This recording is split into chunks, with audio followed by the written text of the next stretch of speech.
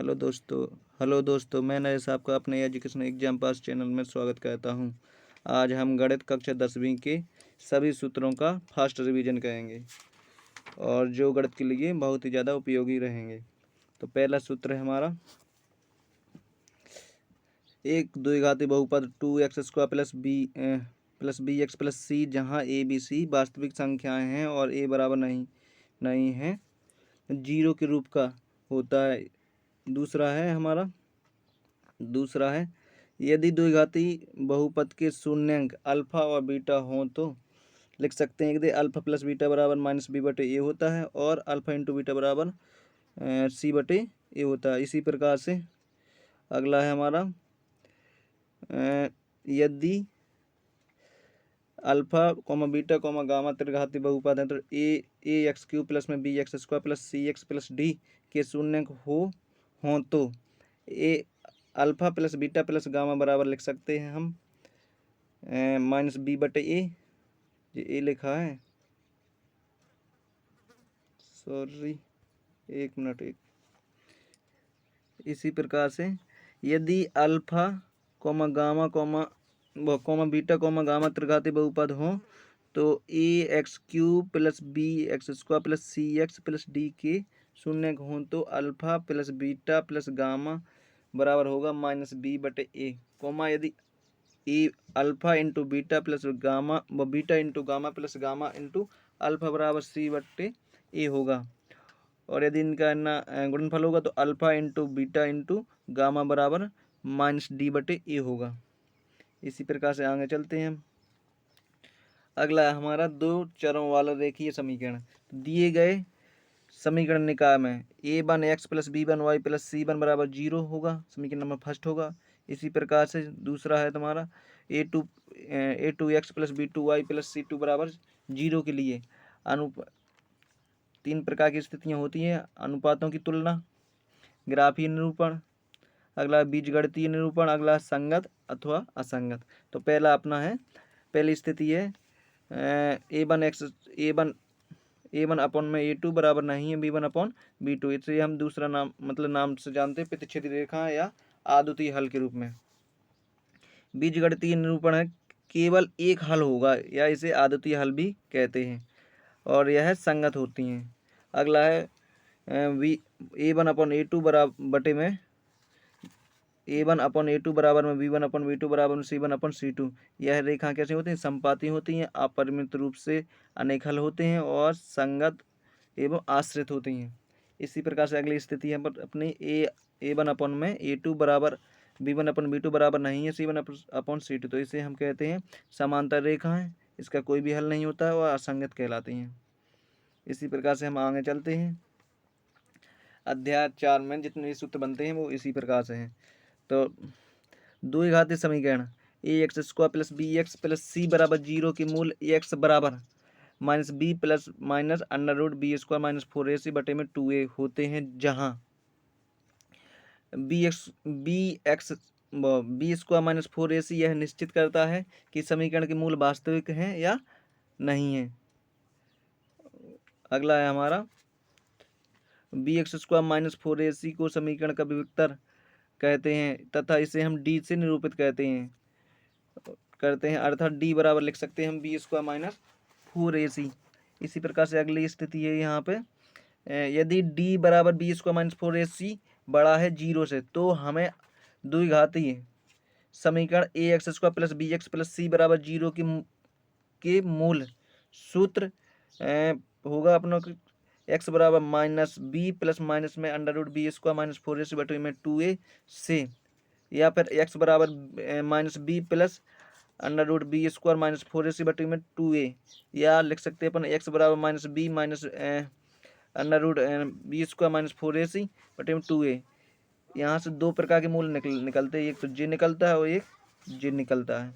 इसी प्रकार से अगला है अपना डी बराबर बी स्क्वायर माइनस 4ac बराबर 0 हो तो हमें द्विघाती समीकरण A X square plus B X plus C बराबर 0 के मूल सूत्र के लिए हम लिख सकते हैं एक्स बराबर minus B plus minus under root B square minus 4ac बटे में 2a। इसी प्रकार से बी बराबर लिख सकते हैं माइनस बी प्लस माइनस 0 बटे में 2a। इसी का दूसरा रूप यही है, अर्थात x बराबर माइनस बी बटे में 2a या x बराबर माइनस बी बटे में, सॉरी माइनस नहीं, यहाँ पे b बटे में 2a प्राप्त होंगे। इसी प्रकार से हम नीचे चलते हैं। अगला है अपना, यदि d बराबर बी स्क्वायर माइनस 4ac छोटा है 0 से, तो हमें द्विघाती समीकरण A X square plus B X plus C बराबर 0 के कोई वास्तविक मूल प्राप्त नहीं होंगे, क्योंकि तब ऐसी कोई वास्तविक संख्या नहीं होगी जिसका वर्ग बी स्क्वायर माइनस 4ac हो। इसी प्रकार से अगला हम अगले सूत्र की ओर चलेंगे। अगला सूत्र है हमारा, यदि d बराबर बी स्क्वायर माइनस 4ac छोटा है 0 से, तो हमें द्विघातीय समीकरण A X square plus B X plus C बराबर 0 की कोई वास्तविक मूल प्राप्त नहीं होंगे, क्योंकि तब ऐसी कोई वास्तविक संख्या नहीं होगी जिसका वर्ग बी स्क्वायर माइनस 4ac हो। इसी प्रकार से हम नीचे चलते हैं।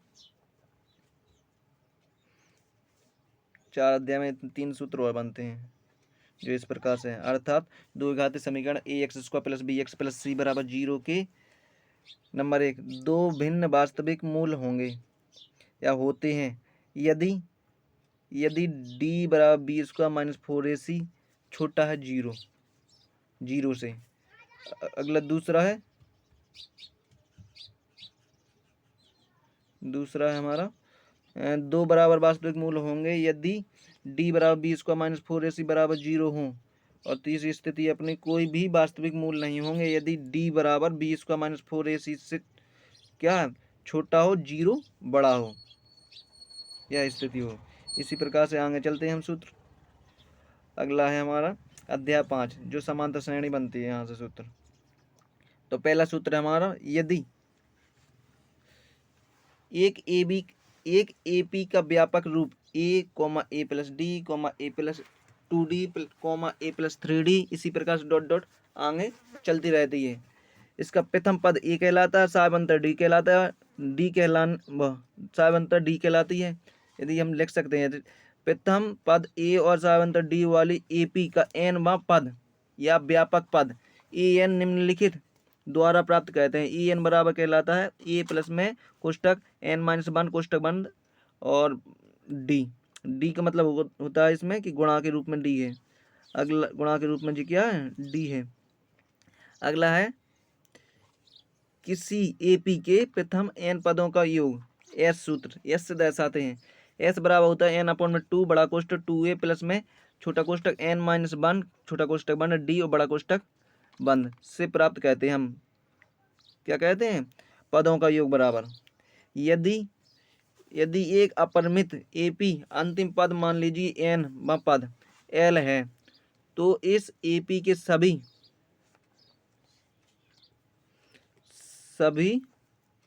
पदों का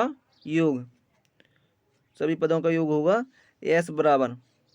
दूसरा सूत्र हम इस s बराबर ये भी लिख सकते हैं, इसका भी ना मान होता रहा है, मतलब वही योगफल n बटे में 2 छोटा कोष्टक a प्लस में l। a कहलाती है प्राथमिक संख्या मतलब प्रारंभिक संख्या और l कहलाती है लास्ट संख्या।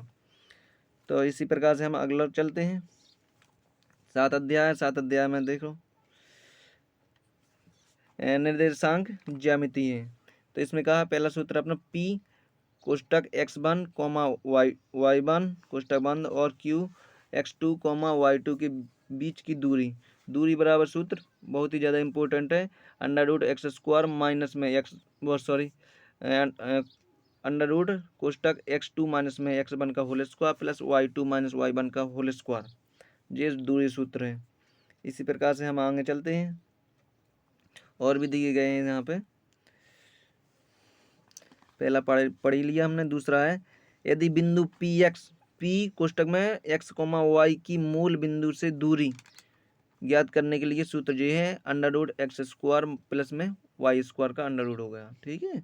अगला है तीसरा, उस बिंदु p कोष्टक में x, y कोष्टक बंद के निर्देशांक जो बिंदुओं a x कोष्टक x1, y1 कोष्टक बंद और अगला है bx2, y2 कोष्टक बंद को जोड़ने वाले रेखाखंड को M1/M2 के अनुपात में आंतरिक रूप से विभाजित करता निम्नलिखित होते हैं।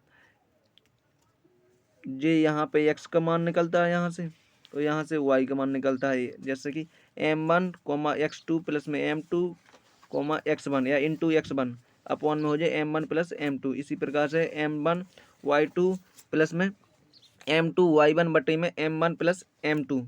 तो इसी प्रकार चौथा सूत्र है अपना बिंदुओं P x1, y1 और Q x2, y2 को जोड़ने वाले रेखाखंड PQ के मध्य बिंदु के निर्देशांक बड़ा कोष्टक x1 प्लस में x2 बटे में 2, y1 प्लस में y2 बटे में 2 होते हैं।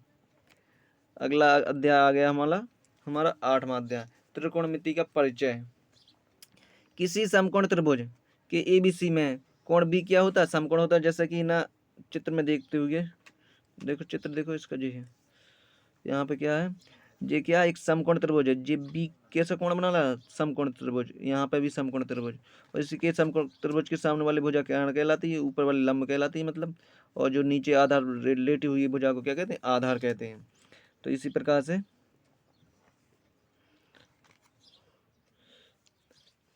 कोण ए का साइन बराबर कोण के उन्मुख भुजा बटे में कर्ण, यानी BC। यहाँ पर चित्र में देखो, यानी BC कौन सी है? जी है BC बटे में AC साइन थीटा बराबर होता है, या साइन ए बराबर मान लो कोई भी। अगला कॉस थीटा या कॉसिन भी बोलत है, या कोजिन भी बोलत, तो कॉस थीटा बराबर होता है कोण ए की सन्मुख, मतलब ए के रिस्पेक्ट में बटे में कर्ण होगा BC अपॉन में AC, आधार बटे कर्ण। इसी प्रकार से आगे सूत्र है सारणी से। देखो सारणी कैसी है? सारणी अपन को याद करनी होती है, क्योंकि सारणी से सीधे सीधे क्वेश्चन आते हैं। जैसे कि देख रहे हैं आप, साइन ए कह लो, यहाँ पर थीटा कह लो, कुछ भी कह लो, है ना, कहीं पे भी आ जाए। यदि साइन 45 अंश का पूछ लिया तो 45 अंश का हमें बताना ही होगा कि साइन 45 का होता है 1/√2। इसी प्रकार से पूरी सारणी रखनी, जैसे साइन 0 का 0 होता है, साइन 30 का 1/2 होता है, और साइन 45 का 1/√2 होता है, साइन 60 का √3/2 होता है। इसी प्रकार साइन 90 का 1 होता है। और इसी प्रकार से कॉस में कॉस 0 का 1 होता है, और कॉस 30 अंश का √3/2 होता है, और कॉस 45 का 1/√2 होता है, कॉस 60 का 1/2 होता है, और कॉस 90 का 0 होता है। इसी प्रकार से टेन 0 में 0 होता है, और टेन 30 में 1/√3 होता है, और टेन 45 में 1 होता है, टेन 60 में √3 होता है, और टेन 90 में अपरिभाषित नहीं है, मतलब इन्फिनिटी कहलाती है, अनंत तक। अगला है कॉट का 0 अंश अपरिभाषित नहीं, इन्फिनिटी है यानी, और 30 अंश में √3 होता है, 45 में 1 होता है, और टेन 60 अंश में 1/√3 होता है, और टेन 90 का 0 होता है। इसी प्रकार से सेक 0 अंश का 1 होता है, और सेक 30 का 2/√3 होता है, सेक 45 का √2 होता है, और सेक 60 का 2 होता है, और इसी प्रकार सेक 90 का परिभाषित नहीं हो सकता है, या इन्फिनिटी भी बोल सकते हैं अपन। इसी प्रकार से अगला है अपना कॉस थीटा, क्या कॉस थीटा या कॉस ए, जो भी बोल सकते हैं आप, या कॉस है ना 0 अंश का परिभाषित नहीं है, 30 अंश का है ना 2 है, और 45 का √2 है, और 60 का 2/√3 है, और कॉस 90 का 1 होता है। तो इसी प्रकार से आगे के सूत्र चलते हैं हम। तो इसी प्रकार से अभी और भी है यहाँ पे त्रिकोणमिति में, तो है ना कॉस थीटा बराबर जो तो अपन ने पढ़ ही लिया था। यहाँ पे देखते हैं नीचे जी चीज़ें, सॉरी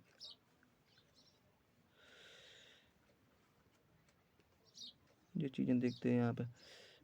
इसी प्रकार से टेन थीटा या टेंजेंट थीटा बराबर होता है BC अपॉन में AC, वही चित्र के अनुसार।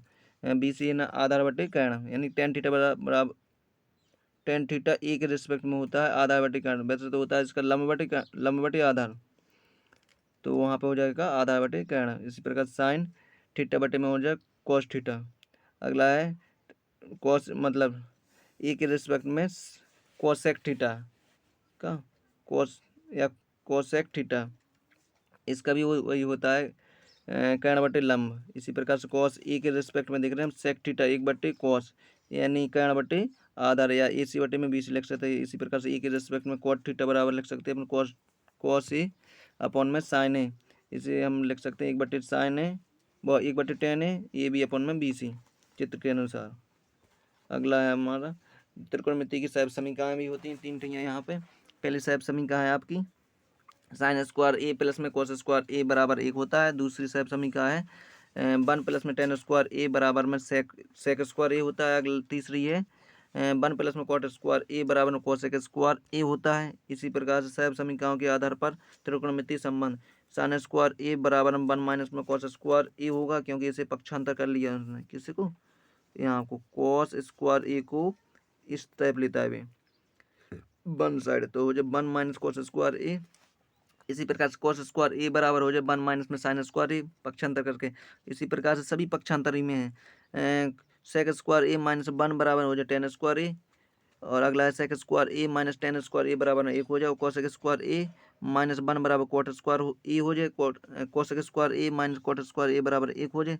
इसी प्रकार कॉसेक ए बराबर 1 में साइन थीटा होता है या साइन ए होता है, और सेक ए बराबर 1 कॉट ए होता है वह कॉस ए होता है। अगला है कॉट ए बराबर 1/tan ए होता है, और कॉट ए बराबर कॉसेक ए बटे में कॉस ए बटे में साइन ए होता है, और tan ए बराबर साइन ए अपॉन में कॉस ए होता है। इसी प्रकार से हमारे 12वें अध्याय के ना सूत्र आ गए वृत्तों से संबंधित क्षेत्रफल। तो त्रिज्या आर वाले वृत्त की परिधि बराबर 2πr होता है। इसी प्रकार से क्षेत्रफल बराबर πr स्क्वायर होता है। तो अगले हैं यहाँ पे वृत्त से इतने ही सूत्र बनते हैं कुल। त्रिज्या आर वाले वृत्त की एक त्रिज्या खंड है, यहाँ पे बड़ा या होना चाहिए था है ना, त्रिज्या खंड जिसका कोण अंशों में थीटा है के संगत चाप की लंबाई थीटा अपॉन 360 गुणा में 2πr होता है। इसी प्रकार से त्रिज्याखंड आर वाले वृत्त के एक त्रिज्याखंड जिसका कोण अंशों में थीटा है का क्षेत्रफल थीटा बटे में 360 गुणा में πr स्क्वायर होता है।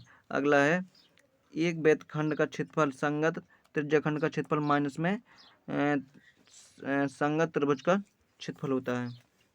इसी प्रकार से अगला है हमारा अगला अध्याय है पृष्ठीय क्षेत्रफल और आयतन। तो पहला सूत्र है अपना घनाभ का पृष्ठीय क्षेत्रफल बराबर 2 लंबाई गुणा चौड़ाई, जो एल का लंबाई बी चौड़ाई को और एच ऊंचाई को दर्शाता है। इसी प्रकार से ना हो जाए अपने का 2 तो कॉमन ही हो एल बी प्लस में बी एच प्लस में एच एल। इसी प्रकार दूसरा सूत्र है हमारा घन का पृष्ठीय क्षेत्रफल बराबर पृष्ठीय क्षेत्रफल लिखा है जी यहाँ पे गलत हो गया है ना 6a स्क्वायर और बेलन का वक्र पृष्ठ 2πrh और बेलन का कुल संपूर्ण पृष्ठ 2πr कोष्टक में r प्लस एच। शंकु का वक्र पृष्ठ πrl है, शंकु का कुल पृष्ठीय क्षेत्रफल πr कोष्टक में r प्लस l है। गोले का पृष्ठीय क्षेत्रफल 4πr स्क्वायर है। गोले आयत गोले का अर्ध लिखा है जी, अर्थ नहीं लिखा है, आयत गोले का पृष्ठीय क्षेत्रफल 2πr स्क्वायर होता है।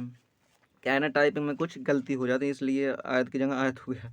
अगला है घनाभ का आयतन बराबर लंबाई गुणा चौड़ाई गुणा ऊंचाई होता है। एल से लंबाई बी से चौड़ाई और एच से ऊंचाई होता है। घन का आयतन बराबर ई क्यू होता है और बिलन का आयतन बराबर πr स्क्वायर एच होता है। शंकु का आयतन बराबर 1/3 πr स्क्वायर एच होता है और गोले का आयतन होता है 4/3 πr क्यू होता है। इसी प्रकार से अगला है हमारा 14 अध्याय सांख्यिकी। यहाँ पे भी सूत्र बनते हैं और यहाँ पे भी सूत्र देखो किस प्रकार से बनते हैं। वर्गीकृत आंकड़ों का माध्य निम्नलिखित आंकड़ों का माध्य निम्नलिखित प्रकार ज्ञात किया जा सकता है। प्रत्यक्ष विधि होती है, प्रत्यक्ष विधि है एक्स बार मतलब प्रत्यक्ष विधि माध्य एक्स बार दर्शाता माध्य को। तो एक्स बार बराबर हो जाए सिग्मा एफ आई एक्स आई बटे में सिग्मा एफ आई। दूसरा है कल्पित माध्य विधि बराबर होता है एक्स बार यानी माध्य बराबर होता है ए प्लस में sigma F I D I बटे में सिग्मा एफ आई। अगला सूत्र वर्गीकृत आंकड़ों का बहुलक निम्नलिखित सूत्र द्वारा ज्ञात किया जा सकता है। बहुलक एल प्लस में बड़ा कोष्टक F1 माइनस में F0 बटे में 2F1 माइनस में F0 माइनस F2 बड़ा कोष्टक 1 गुणा में एच ऊंचाई।